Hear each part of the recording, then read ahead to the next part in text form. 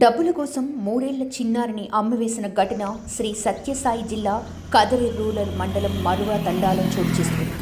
జీవనోపాధికై రవీంద్ర నాయక్ శ్రీవాణి దంపతులు కేరళకు వెళ్లి ఆర్థిక పరిస్థితుల వల్ల తన 3 ఏళ్ల చిన్నారిని అమ్మివేసిన ఘటన వెలుగులోకి వచ్చింది. సొంత ఊరికి వచ్చిన దంపతులు చిన్నారిని తీసుకురాకపోవడంతో సమీప బంధువులు ప్రశ్నించగా చిన్నారి తల్లిదండ్రులకు బంధువులకు మధ్య గొడవ జరిగి పోలీస్ స్టేషన్కు వెళ్లడంతో విషయం తెలిసింది.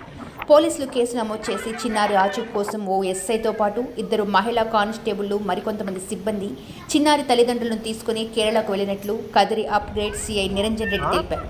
చిన్నారి నానమ్మ మాట్లాడుతూ తాము పెంచుకునేందుకు పిల్లలు లేని ఓ జంటకు కేరళలో దత్తతకు ఇచ్చామని డబ్బులకు అమ్మలేదన్నారు. అనధికారికంగా పిల్లలను దత్తతకు ఇవ్వడం కూడా నేరమే అవుతుందని ఇంకేం చేద్దాము దానికి నోటికి ఏముంది ఎమకలేని నెలకి ఎట్లా మాట్లాడితే ఏముంది దానికి ఏందైనా మాట్లాడచ్చు.